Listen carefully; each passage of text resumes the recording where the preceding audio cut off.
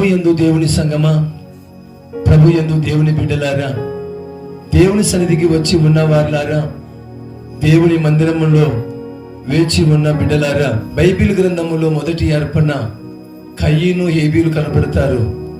కయీను హేబేలు మొదటి బైబిల్లోనే కాదు, ప్రపంచమంతటిలో మొదటి అర్పణ తెచ్చిన వారు హేబేలు కయీను కనపడతారు.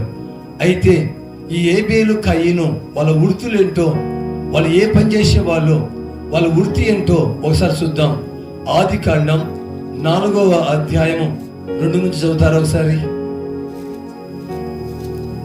ఆదికాండం 4వ అధ్యాయం 2 నుంచి. తరువాత ఆమె అతని తమ్ముడగు హేబేలు కనెను. హేబేలు గొర్రెలు కాపరి. హేబేలు గొర్రెల కాపరి. అడుపులు స్టాప్ ఉంటుంది. ఆయన చాలా జాగ్రత్త వినండి. ఆయన గొర్రెల కాపరి, గొర్రెలు మేపేవాడు, గొర్రెలు సాకేవాడు, అంత కాపరి అయిన అటువంటి కాపరి, ఈ గొర్రెల కాపరి అయా దేవునికి సమృద్ధిగా ఇచ్చేవాడు. దేవుడు సమృద్ధికి ఇచ్చే కొలది అతని ఆ గొర్రెలు తల్లికి పిల్లకు తల్లి ఒడితిల్లవుతూ అతని సంసారము అయా సమృద్ధిగా, అతని ఒడితిలుగా, సంతోషంగా, సమృద్ధిగా, ఆనందంగా. ఎందుకంటే అతని సంసారం ఎందుకు అలా పైకి వచ్చేది? వాళ్ళ అన్న కూడా ఉన్నాడు కయ్యను. జాగ్రత్త వినండి, వాళ్ళ అన్న కూడా ఉన్నాడు కయ్యను. ఆ మొదటి వచ్చిన చూడండి ఒకసారి. మొదటి వచ్చిన ఆదాము తన భార్య అయిన అవును కూడినప్పుడు ఆమె గర్భవతి కయ్యను కనెను. అన్న పేరు కయ్యను. అయితే తమ్ముడి సంసారం పైకి వస్తుంది, తమ్ముడి సంసారం ఉన్నత స్థాయికి వస్తుంది. అయితే అయా తమ్ముడి సంసారం పైకి వస్తుంటే కయ్యను ఇదంతా నిగబెట్టాడు. ఎందుకు నా తమ్ముడి సంసారం పైకి వస్తుంది? ఎందుకు నా తమ్ముడి సంసారం ఇంత పైకి రావడం? ఎందుకు ఇంత సంసారం ఇంత పైకి రావడం? కారణం ఏమి? ఎక్కడ ఉంది క్రియ అంటే దేవునికి ఇవ్వడంలో క్రియ ఉంది. ఆ హేబేలు సంసారం ఎలా పైకి వస్తుందో, ఉన్నత స్థాయికి వస్తుందో, సొంత అన్నయ్యకి అర్థం కాలే. హేబేలు సంసారం ఎందుకు ఇంత కాపురం పైకి వస్తుంది, ఎందుకు ఇలా వస్తుంది అర్థమే కాలేదు.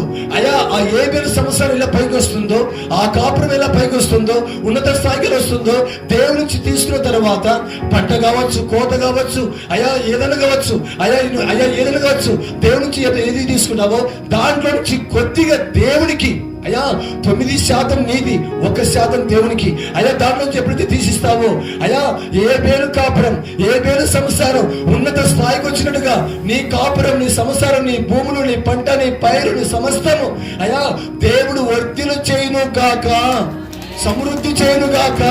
అందుకంటాడు ద్వితీయోపదేశకాండ గ్రంథం 28వ అధ్యాయం 2 నుంచి చూడండి ఒకసారి. నీవు నీ దేవుడైన యెహోవా మాట వినిన యెడల అమ్మా ఈ దీవెనలన్నీ నీ మీదికి వచ్చి నీకు ప్రాప్తించును. నీవు పట్టణములలో దీవింపబడుదువు, పొలములో దీవింపబడుదువు. నీ గర్భఫలము, నీ భూఫలము, నీ పశువుల మంద, నీ దుక్కిటెద్దులు, నీ గొర్రె మేకలు, మందలు అన్నీ దీవింపబడును. కూర్చోమ్మా. అయ్యా దీవింపబడును. అయితే దేవునికి ఎప్పుడైతే మనం ఇచ్చుకుంటామో దేవుడు ఇవ్వాలి. ప్రతిదీ దేవుడు మీకు ఇవ్వాలి. ఇచ్చిన వాటిలోనే అయ్యా అర్పణ. ఈ పండుగను అర్పణ పండుగ అంటారు, కానుకల పండుగ అంటారు, ఆశీర్వాద పండుగ అంటారు. పరము ప్రతి వాటికి ఆశ్రయింపబడును.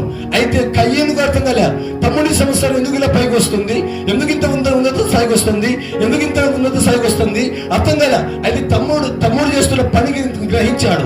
ఓహో నా తమ్ముడు యెహోవా దేవునికి అర్పణ ఇవ్వడంతో అయ్యా ఇంత పెద్దవాడవుతున్నాడా అని చెప్పి గమనించాడు. గమనించిన తర్వాత అప్పుడు కయ్యను కూడా ఏం చేస్తున్నాడు చూడండి.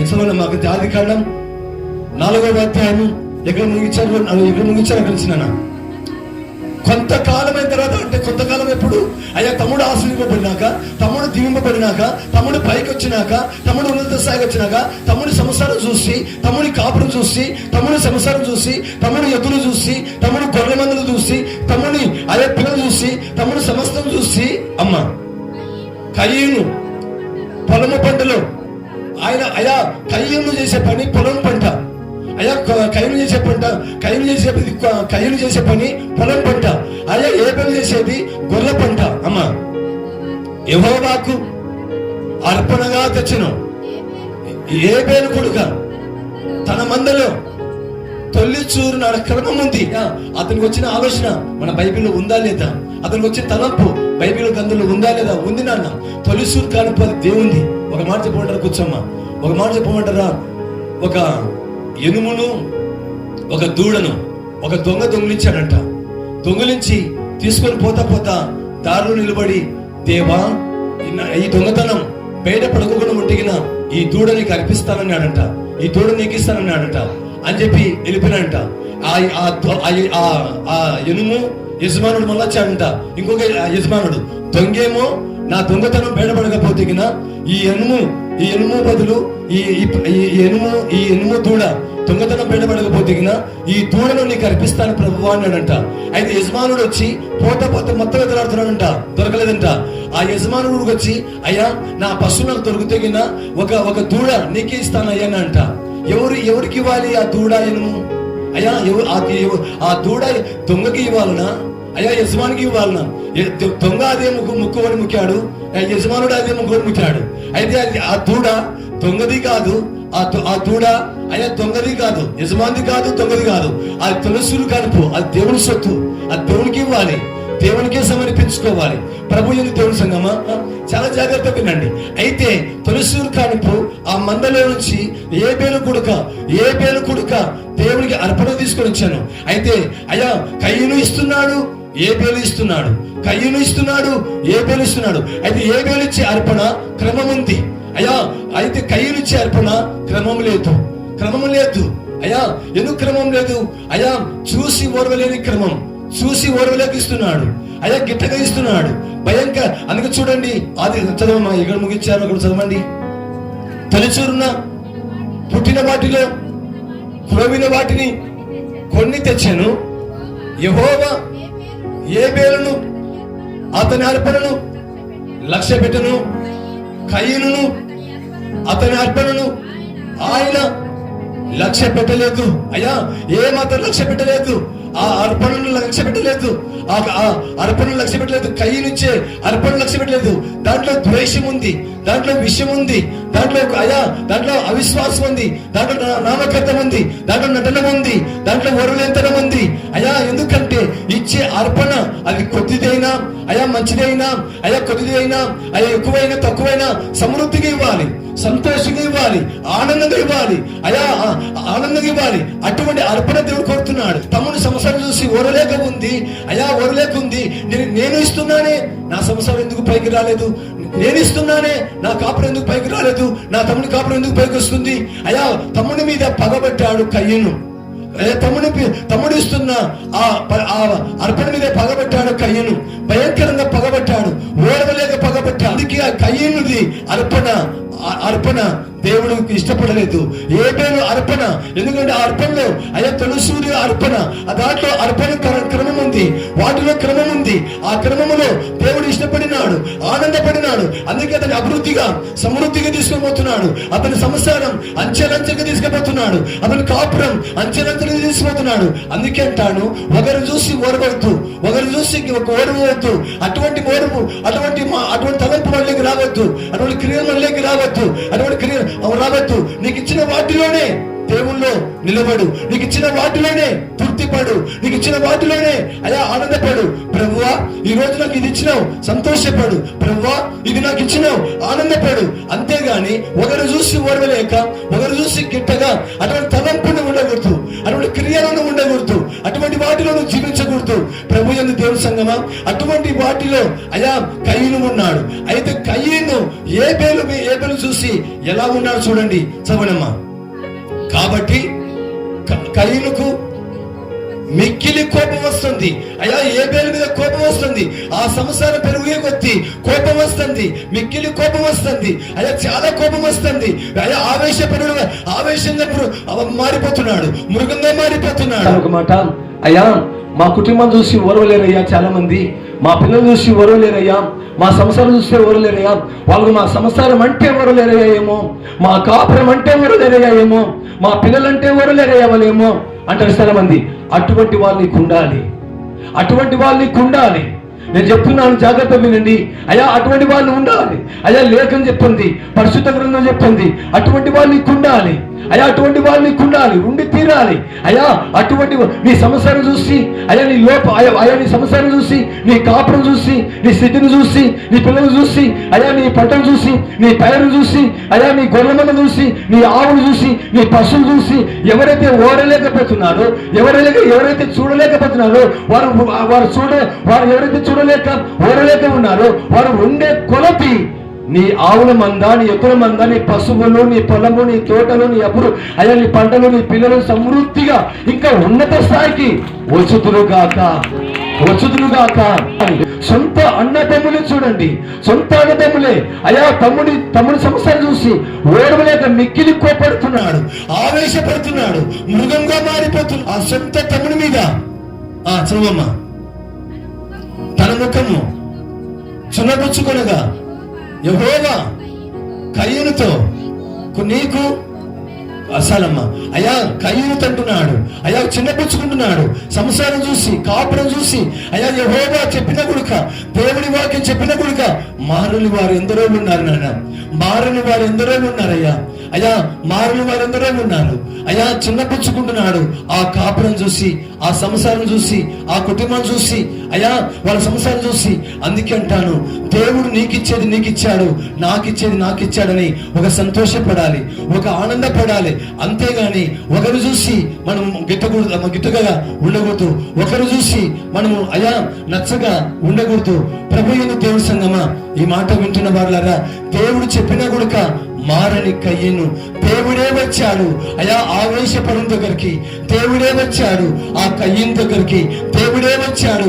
ఆ కయ్యను కోపం చూసి, అయ్యా పరలోకం వీడి, కోట్ల దూతలు వీడి, పర్వత సింహాసనం వీడి, అయ్యా అటువంటి ఆ 3 ఆకాశం దాటి, సూర్య చంద్రులు దాటి దేవుడే, కయ్యను నీకెందుకు అయ్యా నీ ముఖము చిన్నపుచ్చుకుంటున్నావు? అయ్యా అప్పుడన్నా మారాలి కయ్యను. తండ్రిని క్షమించయ్యా, తండ్రిని మన్నించయ్యా. అయ్యా నేను పాపిని ప్రభువా, అయ్యా నన్ను క్షమించు తండ్రి, అయ్యా నన్ను మన్నించు ప్రభువా. అప్పుడన్నా మారాలి. దేవుడు చెప్పినా కూడా మారలేదు. అప్పుడు అవకాశం ఇచ్చినాడు దేవుడు, జ్ఞాపకం చేసుకోండి. మరలా ఒకసారి అవకాశం ఇవ్వతున్నాడు దేవుడు కయ్యనుకు. అయ్యా పరిశుద్ధాత్మ దేవుడు మరొకసారి కయ్యనుగా అవకాశం ఇవ్వతున్నాడు. అవకాశం ఇచ్చినాడు, అయినా కూడా కయ్యను మనసు మారలేదు, బుద్ధి మార్చుకోలేదు, చిన్నపుచ్చుకుంటున్నాడు. చిన్నపుచ్చుకుంటున్నాడు భయంకరంగా. అన్న తలంపుల్లో వేరువేరుగా మారుతున్నాయి. అయితే ఒకరోజు ఏబేలు పొలంలో ఉన్నాడు, పొలంలో మంద కాస్తున్నాడు, పొలంలో మంద కాసుకుంటున్నాడు, గొర్రెలు కాసుకుంటున్నాడు, మేత మెప్పుకుంటున్నాడు. ఆ తర్వాత అన్నయ్య వస్తున్నాడు, కయ్యను దగ్గరికి కయ్యను వస్తున్నాడు, అన్న వస్తున్నాడు, సంతోషపడినాడు, ఆనందపడినాడు. చూడండి ఆ అన్నయ్య ఆ తమ్ముడు ఏం చేశాడు? 8వ వచనం అనుకుంటా, చూడండి సరే. కయ్యను తన తమ్ముడైన ఏబేలుతో మాటలాడు మొదలు పెట్టాడు. అన్నయ్య కదా మాట్లాడుతున్నాడు అనుకున్నాడు, అన్న కదా మాట్లాడుతున్నాడు, మాట్లాడుతున్నాడు అనుకున్నాడు. అన్న కథ మాట్లాడుతున్నాడు. అంతా ఇద్దరు కలిసి మాట్లాడుకుంటున్నారు. మాటకు పెంపకం పెరిగింది, మాటకు పెరిగింది.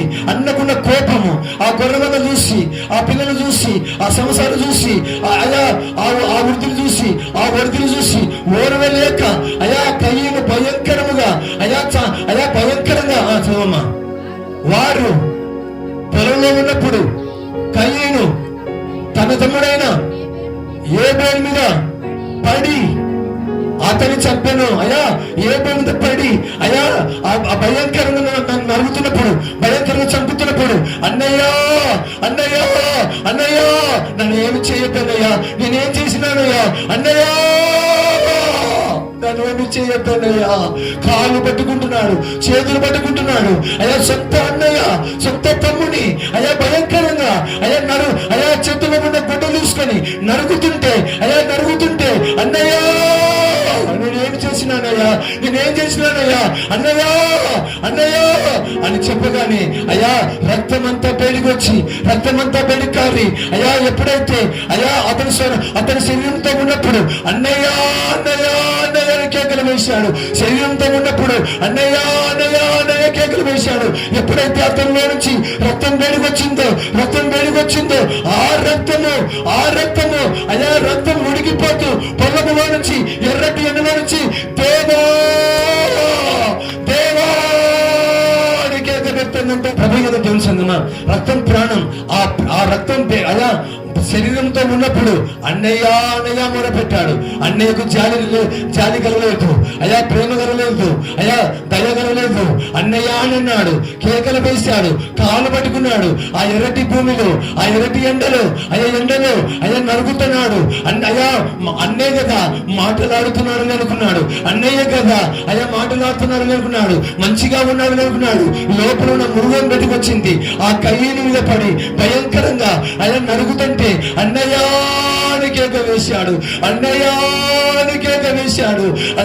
నన్ను ఏమి చేయొద్దన్నయ్యా, నన్ను సంపదన్నయ్యా, నన్ను ఏమి చేయొద్దన్నయ్యా అన్నయ్యాని కేక వేశాడు. అయ్యా సొంత తమ్ముడు సముద్రాన్ని చాలి దయలేని ఆ కయ్యను భయంకరముగా అయ్యా నరుగుతుంటే అన్నయ్య అన్నాడు. ఆ ప్రేమను బట్టి అన్నయ్య మీద ఉన్న ప్రేమ, అన్నయ్య మీద ఉన్న విశ్వాసం, అన్నయ్య మీద ఉన్న అభిమానం, అయ్యా అన్నయ్య మీద ఉన్న అభిమానం, ప్రేమ, విశ్వాసంతో అన్నయ్య అన్నాడు. కానీ లోపల చూసిన రక్తం మాత్రం అన్నయ్య అనలేదు. దేవా ఆ ఎర్రటి ఎండను మడుగుతూ అయ్యా దేవాని కేక వేయగానే అయ్యా ఆ దేవదూతల మధ్యలో నుంచి, ఆ కోట్ల దేవదూతల మధ్యలో నుంచి దేవుడు ఆ ఎర్రటి ఎండలో ఆవిరావడమంటూ కయ్యేనో వచ్చాడు. అయ్యా అన్నయ్య దగ్గర వచ్చాడు దేవుడు. ఆ దేవుడు ఏమని అడుగుతున్నాడు కయ్యను?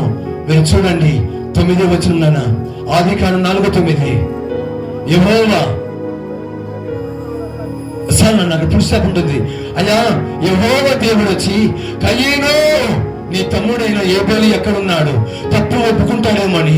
అయ్యా ఏం దేవుడు తెలుసు, అయ్యా చంపాడు తెలుసు, రక్తం బయటకు తెలుసు, అయ్యా రక్తం ఉడికింది తెలుసు, రక్తం మరపెడుతుంది తెలుసు. అయితే నీ అన్నయ్యనా అయ్యా నీ తమ్ముడైనా ఏబేలు ఎక్కడున్నాడు అయ్యా అడుగుతున్నాడు. అయ్యా నా తమ్ముడు చంపేసుకున్నాను, అయ్యా నా తమ్ముడి పొరపాటు జరిగింది, అయ్యా తప్పైపోయింది, నా తమ్ముడు చంపేసుకున్నాను అన్నయ్యో ఆ దేవాది మరపెడతాడేమని అయ్యా దేవునికి అయ్యా కయ్యనికి అవకాశం ఇచ్చాడు.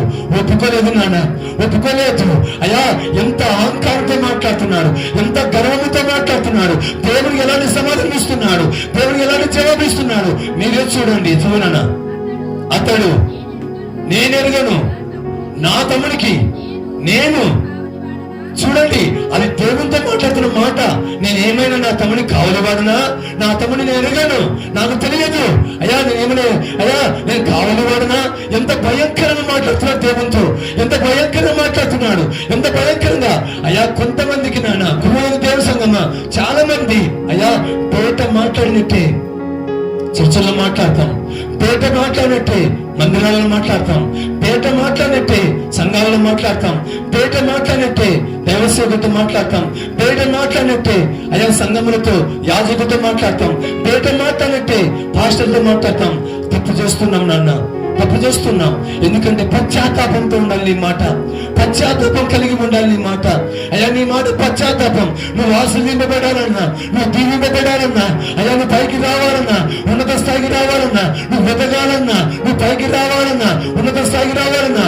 అయ్యా ఎందుకంటే అయ్యా నువ్వు వెలిగే కొలతి వెలుగుతూ ఉండాలి దేవుని దగ్గర, వెలుగుతూ ఉండాలంట. ప్రభు యొక్క దేవుని సంగమా అటువంటి ఆశీర్వాదకరంగా మారాలి, దీవెనకరంగా మారాలి. అయ్యా ఎందుకంటే అయ్యా బయట మాట్లాడినట్టు అయ్యా సంఘములో, చర్చిలలో, సంఘములో, మందిరాల్లో మాట్లాడుతున్నా అటువంటి క్రియలు మనం ఉండకూడదు. చూడండి కయ్యం చూడండి, నేనేమైనా కావలివాడునా ఎంత భయంకరంగా ఎవరితో మాట్లాడుతున్నాడు కయ్యను? దేవునితో మాట్లాడుతున్నాడు, అయ్యా యెహోవాతో మాట్లాడుతున్నాడు, అయ్యా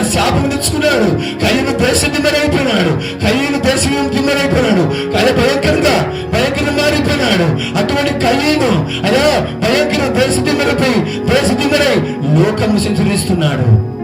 ప్రభు అయిన దేవుని సంగమా, ఈ మాట వింటున్న దేవుని బిడ్డలారా, అయ్యా కయ్యను వలే నువ్వు ఉండకూడదు. అది చిన్నదైనా పెద్దదైనా ఏ పేరు వలే నువ్వు ఉండాలి. ఆశీర్వదింపబడాలి, దీవింపబడాలి, ఉన్నత స్థాయికి రావాలి, పైకి రావాలి.